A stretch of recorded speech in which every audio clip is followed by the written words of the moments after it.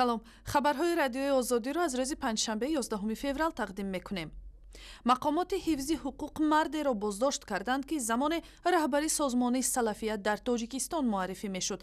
محمد علی رحمت الله که قبل از منع شدن سلفیت در تاجیکستان خود را رهبر این جریان مذهبی عنوان میکرد، با 3 اتهام از جمله برانگیختن کینه و عداوت دینی بازداشت شده است. این مرد ختم کرده دانشگاه بین المللی اسلام آباد تا سالهای 2009 زمان منع شدن سلفیه از مبلغان و حامیان عقاید این تشکل بود. در مطبوعات اظهار نظر میکرد، در بحث‌های دینی با نمایندگان اسلام سنتی وارد بحث شده، از منقدان حزب نهضت اسلامی تاجیکستان بود. بعد این به بیرون از تاجیکستان سفرها کرد و سالهای آخر در داخل کشور به طور آزاد زندگی میکرد، در حالی که دهها طرفدار این عقیده را بازداشت و زندانی کردند. فعلا مقامات حفظی حقوق از شرح جزئیات خبری مربوط به بازداشت محمد علی رحمت الله خودداری میکنند. مقامات تاجیکستان در نشست قریب الوقوع شورای همکاری‌های بین اتحادیه اروپا و تاجیکستان در رابطه به حوادث اخیر این کشور از جمله ممنوعیت حزب نهضت اسلامی تاجیکستان و تروریست اعلان شدن آن گزارش می‌دهند.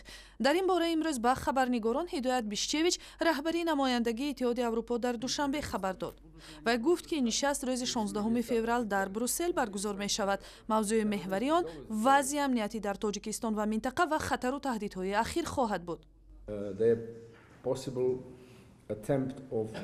از احتمال دور نیست که سلاح به دستان تاجیک گروه دولت اسلامی کوشش بازگشت به دوشنبه را کنند و من باور دارم تروریست بازگشته هیچگاه پیشخدمت آشخانه نخواهد شد. هدایت بیشچویچ در پاسخ به سوالهای خبرنگاران درباره طرز برخورد کشورهای اروپایی به ممنوع شدن حزب نهضت اسلامی و جستجوی اعضا و رئیس این حزب ممنوع محی‌الدین کبیری در اروپا گفت هر کشور اتحادیه اروپا در علاهیدگی تصمیم میگیرد که در نسبت این مسئله چی واکنش نشان دهد. عین زمان و تاکید کرد که اتحادیه اروپا از شریکان عمده تاجیکستان محسوب می‌یابد و با نظر داشتن موقع جغرافی و ژئواستراتژی این کشور در منطقه آسیای مرکزی، همکاری‌های دو جانب در بخش‌های مختلف ادامه می‌کنند.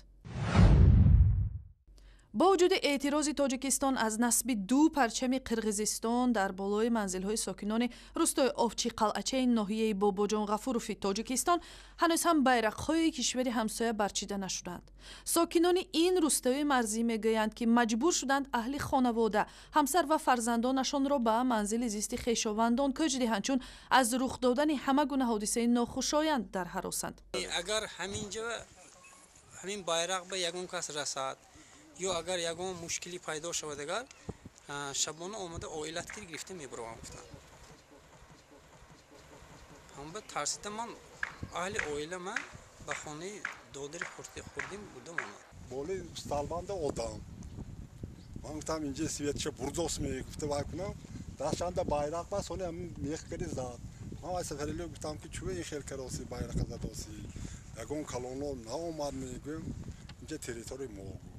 مقامات تاجیکستان میگویند اگر این قلمروها بحثی باشند پس هیچ یک جانب نباید دست به عملهای برقصدانه زند. جانب قرغیزستان در نوبت خود میگوید که پرچم قرغیزستان در بالای خانه یک شهروند قرغیزستان زده شده است که خانه خود را گویا به شهروند تاجیکستان به اجاره داده است. خبرنگاری رادیوی آزادی معصوم محمد رجب که برای عبور غیرقانونی مرز قرغیزستان روز 8 فوریه به مدت 8 ساعت بازداشت شد و بعداً گفت که ثبت‌های ویدیویی او را پاک کرده اند، با کمک متخصصان ثبت‌ها را دوباره برقرار کرد. بر اساس تغییر و الوه‌ها به کدکس جنایی تاجیکستان، منصبدارانی که برای دادن یا گرفتن پول مجازات میشوند میتوانند به عوض نشستن پشت پنجره با پرداخت جریمه آزاد شوند. هر یک روز زندان 200 سومانی یا حدوداً $25 حساب شده است. این تغییرات با پیشنهاد آژانسی ضد فساد و کروپسی تاجیکستان وارد کدکس جنایی شده است. بعد پرداخت جریمه نفر گناهکار 3 سال حق نخواهد داشت که منصب دولتی را اشغال کند. برای صادر کردن اسام جنایت وزن‌ترین گرفتن پورا با حالت‌های وزن کننده که قسم 4 ماده 319 کدکس جنایتی جمهوری ترکستان پیش بینی کرده است، برای آن اصل حد بلندترین جریمه 21900 نشان دهنده برای استعفا می‌باشد. ба иттилои расмии оҷонсии зидди коррупсия соли 2015 беш аз 1600 ҷинояти коррупсионӣ аз ҷумла 510 ҷинояти сангин рух додааст ва як қисми ин гуна ҷиноятҳо бевосита аз ҷониби кормандони мақомоти давлатӣ ва қудратӣ содир шудааст. гурзандоз Дилшод Назаров аввалин варзишгари тоҷик ки роҳхати ширкат дар бозиҳои олимпии Рио де Жанейрои Бразилияро барои соли ҷорӣ дастрас кард, мегӯяд омодагиҳо ба ин мусобиқаҳои муҳим шурӯъ шудааст. вай моҳи майи соли гузашта дар мусобиқаи ҷаҳонии силсилаи гран-при оид ба гурзандозӣ дар ҷумҳурии Чех бо натиҷаи 79 метру 36 сантиметр мақоми дуввумро касб кард ва ба ҳаққи иштирок дар қаҳрамонии ҷаҳон ва бозиҳои олимпӣ дар Рио де Жанейро мушарраф шуд. бозиҳои тобистонаи имсола қарор аст моҳи август баргузор шавад. омодагӣ ба бозиҳои олимпии Рио де Жанейро муташаккилона ҷараён дорад, зеро то бозиҳо моҳҳои ба шумор мондааст. бинобар ин тамоми қувва ва фикри ман ба олимпиада равона шудааст. аввалин ҷамъомади таълимиву тамриниро дар доираи омодагиҳо ба бозиҳои олимпии Рио де Жанейро ман дар Тошканд анҷом додам. варзишгари 32-солаи зодаи Душанбе мегӯяд ин навбат ҳам талош мекунад ба баландтарин натиҷаҳо даст ёфта бидуни медали олимпӣ ба ватан барнагардад. тафсилоти ин ва суҳбатҳои дигар дар сайти интернетии Радиои Озодӣ, саҳифаи Радиои Озодӣ дар Facebook, YouTube, Twitter ва дар замимаи Радиои Озодӣ барои телефони ҳамроҳи шумо.